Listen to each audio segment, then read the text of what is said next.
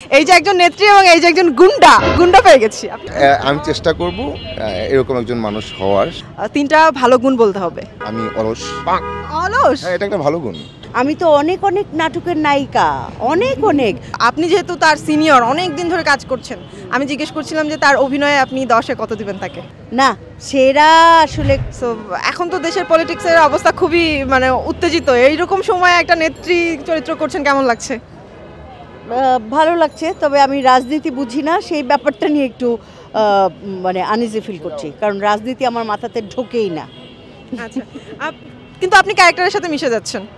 ক্যারেক্টারে মিশে যাচ্ছি, ও অত বড় কনফিডেন্স আমার নাই। আপনাকে তো আমরা সেরা অভিনেত্রী হিসেবেই জানি। না, সেরা আসলে কখনো নিজেকে ভাবি না। হুমায়ুন ফরিদের একটা ডায়লগ খুব মনে পড়ে যে কখনোই নিজেকে সেরা ভাববে না, তো আমি কখনোই সেরা ভাবি না নিজেকে। খায়রুল বাশার ভাই, আপনাকে একটু ফ্রেমে রাখবো প্লিজ, আসেন এখানে আসেন। এখানে শ্যুট হচ্ছিল, আমি এই যে একজন নেত্রী এবং এই যে একজন গুন্ডা পেয়ে গেছি। আপনি কি গুন্ডা?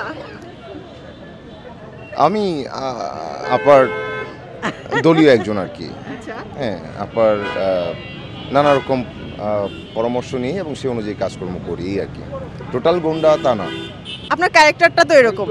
ক্লাস আছে না, একদম গুন্ডা না নাকি? এটা ক্লাস আছে। হ্যাঁ। ওকে। আপনার পরামর্শ কি অনেক অকাজ টকাজ করছে? ক্যারেক্টারটা হচ্ছে ওইরকমই, যে আসলে যাদের ছাড়া রাজনৈতিক কোনো দল চলে না। খায়রুল বাশার ভাইয়া অভিনয় দুর্দান্ত করে, এটা সবাই বলে। সো আপনি যেহেতু তার সিনিয়র, অনেক দিন ধরে কাজ করছেন, আমি জিজ্ঞেস করছিলাম যে তার অভিনয়ে আপনি 10-এ কত দিবেন তাকে? আমি তাকে অভিনয়ে 10-এ 8 দিব, আর মানুষ হিসেবে 10-এ 11 দিব। দুর্দান্ত একজন মানুষ আমার কাছে। এই যে থ্যাংক ইউ। এত প্রশংসা করব, আমি চেষ্টা করব এরকম একজন মানুষ হওয়ার, সচেষ্ট থাকবো সবসময়। আর অভিনয়ে চেষ্টা করে যাচ্ছি। আমি আপুর কাছ থেকেও শিখি, সবার কাছ থেকেই শিখি, দেখছি, শিখছি, ভাবছি, তো চেষ্টা করে যাব। বাশার ভাইয়া, যেহেতু আপা আপনাকে 10-এ 11 দিয়ে দিল ভালো মানুষ হিসেবে, আমাকে এখন একজন ভালো মানুষ হিসেবে আপনার তিনটা ভালো গুণ বলতে হবে। এটা তো আপু বললেন, আর আরেকজন মন্দও বলতে পারে, এটা খুবই স্বাভাবিক। আমার যদি ভালো গুণ বলি, যে আমি অনেকটা অনেস্ট, অনেকটাই। আমি পরিশ্রমী, আমি অলস।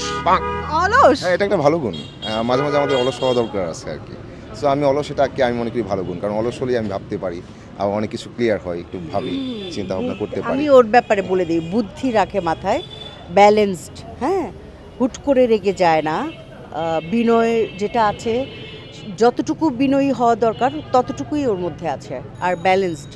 এইটা আমাদের শিল্পীদের জন্য খুব দরকার, যেটা আমারই অনেক সময় থাকে না, হারায় ফেলি, রেগে যাই, ও রাগে না। বাংলাদেশে এখন পর্যন্ত সবচেয়ে বয়স্ক নায়িকা হচ্ছে শবনম পারভীন নামে একজন, ওনার একটা সিনেমা আসতেছে হুরমতি নামে, 60 বছর বয়সে উনি নায়িকা হয়েছেন। তো আপনাকে যদি আপনার এই বয়সে আপনাকে নায়িকা হওয়ার প্রস্তাব দেয় যে আপনিই নায়িকা, আপনি কি করবেন? নায়িকার তো ডেফিনেশন অনেক রকম আছে, অনেক ধরনের আছে। আমি তো অনেক নাটকের নায়িকা, অনেক। হুমায়ুন আহমেদের বুয়া বিলাস নাটকের নায়িকাই তো আমি, আরও অনেক নাটকের নায়িকা আমি। আমাদের মাহমুদুর রহমান হিমির 21 বছর পরে, ওটার নায়িকা আমি। নায়িকার তো কোনো শেষ নাই। নায়িকা শুধুমাত্র নাচ গান গাইলেই নায়িকা না, যিনি প্রধান চরিত্র করবেন তিনিই নায়িকা।